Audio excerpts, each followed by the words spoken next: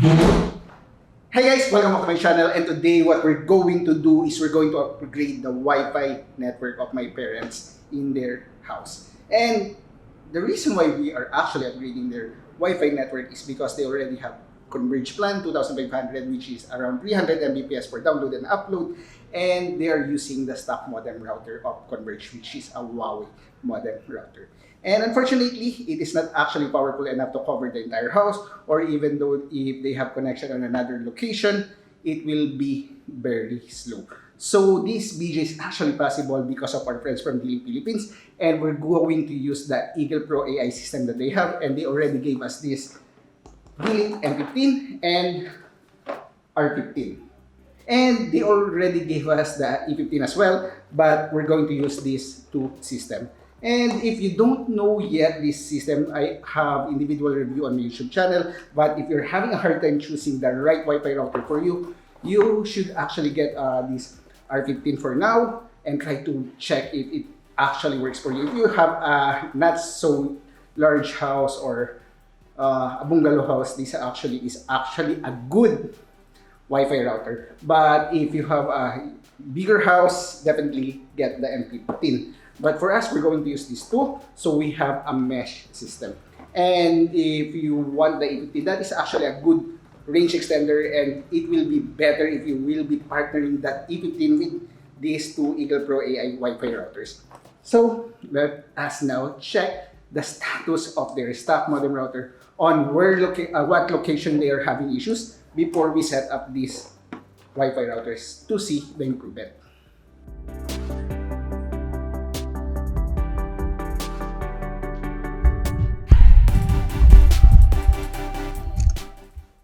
Okay guys, right now we are on my parents' master's bedroom. But actually, the bed is actually on the other side of this room, and this is their mini sala. What I'm going to do is do a speed test on here. I'll try to go as far as I can and hit test.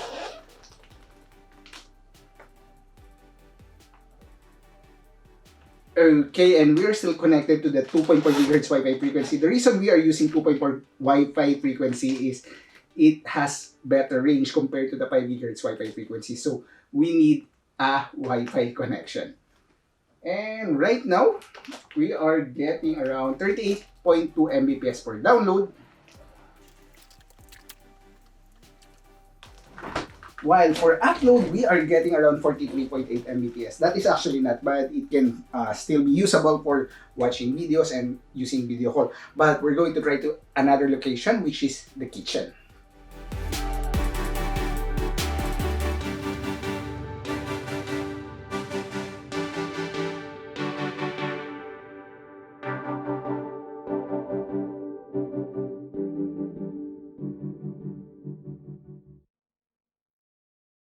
Okay guys, right now we are here on the kitchen, and as you can see, that is actually the door inside the house, and we're going to do a speed test in here. As you can see, we barely have a Wi-Fi or signal connection, and let's try to hit go.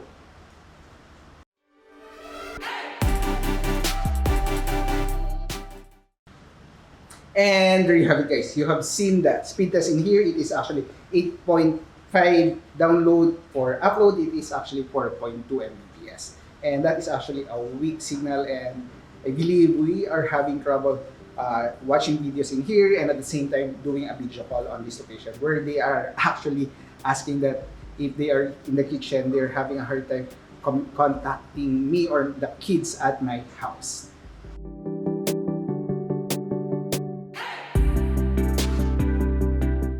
Okay guys, right now I'm on my old bedroom on my parents' house, and we're going to do a speed test in here, especially if we are visiting their house.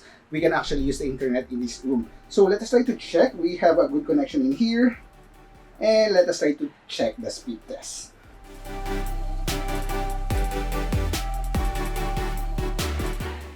Okay, the connection is actually good in here. It is actually around 61.3 Mbps per download, while for upload, it is 74 Mbps. Now, let us try to move to another room, which is my sister's mini house.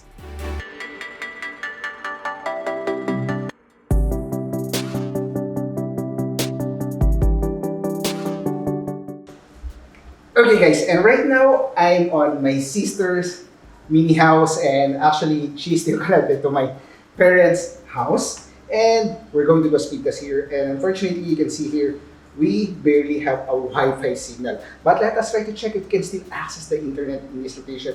I have already opened the door, and later on I'm going to test it the same with open door from that main house.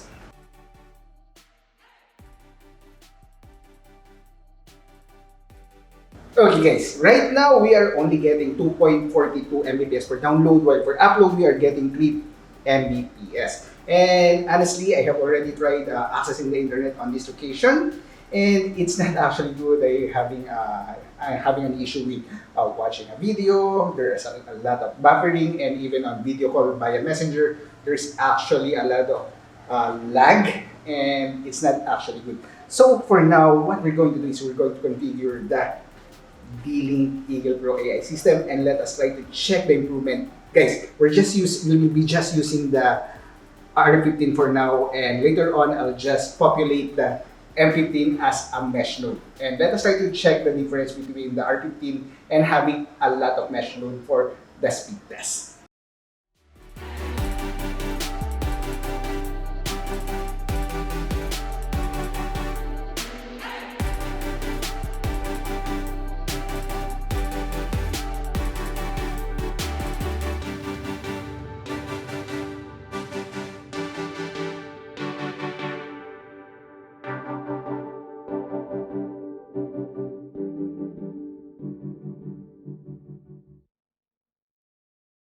And guys, we have already configured the Eagle Pro AI R15, and we're going to test and see the comparison between the stock modem router speed and the R15 speed. So we are again in the master's bedroom, and I'm going to hit go. Okay, this is the same place where we have tested a while ago.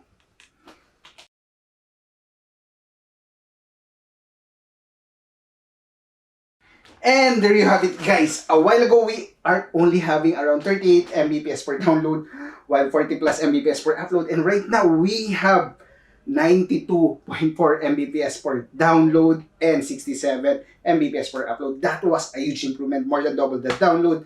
And the upload was actually still good.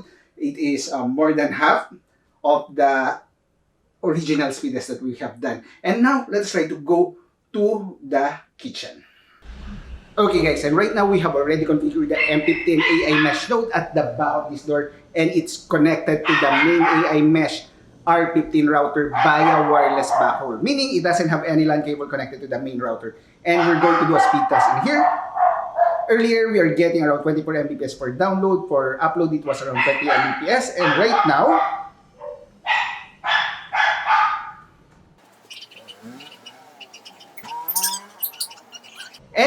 we are getting 166 Mbps per download and 164 Mbps per upload. That was a huge increase, knowing that M15 AI mesh node is connected with a wireless backhaul.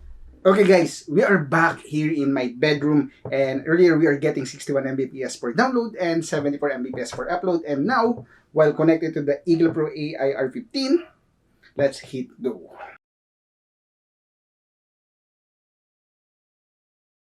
And there you have it guys, it's more than double and more than triple the speed. It is actually a good sign in here. And now let us move to my sister's mini house. And guys, right now we are here inside my sister's house, and we're going to do a speed test again. Earlier we were getting around 2 and 3 Mbps, and right now let us try.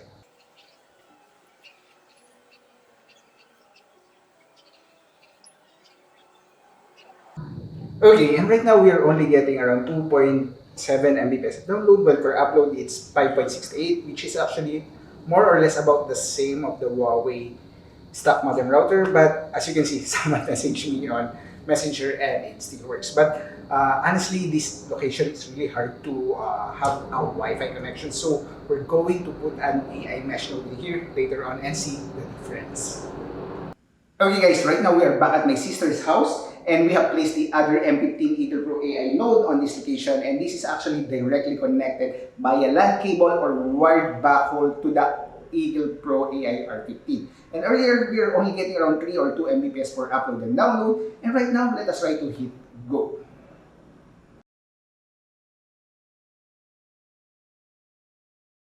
And there you have it, guys. Right now, we are able to get 293 Mbps per download, for upload around 320 Mbps. Okay, guys, right now, that is the best solution or the best case scenario if you can actually set your mesh node or mesh system with a wired backhaul. But even though you don't have any LAN cables or wired backhaul, that improvement with a wireless backhaul on AI mesh node is actually still good. That's what you have seen on the kitchen test. It is more than enough to handle all the traffics or all the data coming from that location.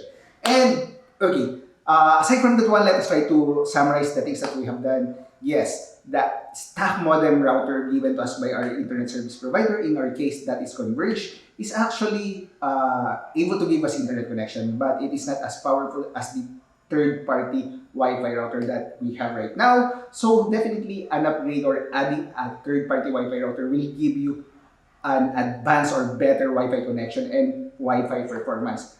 So what I can actually suggest for you is for the 3 Eagle Pro AI system that D-Link is actually offering. First, I would really suggest to get the R15. That is actually a good router, as what you have seen, the improvement coming from the stock modem router. It gave us better speed and better Wi-Fi connection. And just to mention that one of the reasons that we are not able to have a good speed in my sister's house using just the R15 is because it is actually far away and there are actually around 3 walls in between, concrete walls. It's not light material, so Wi-Fi signal will have a hard time penetrating to these walls. But the solution is to get a mesh system. So the R15 will be able to cater the other places like my bedroom, better speed, and my parents' bedroom, they have better internet speed using the R15. But for this location, we have placed a AI mesh node and also in the kitchen. So get the R15. Then if you think it's still not enough for you, maybe if you want, just get the A15 as the range extender. Or if you really have a big house and you want to have the best speed on every location that you want, I would suggest get the M15. You can't go wrong with this M15 mesh 3-pack system. It is actually good. So other things that I would like to say or suggest is get a better placement for your Wi-Fi routers if you're not planning to buy a 3-pack system. It will actually help a lot.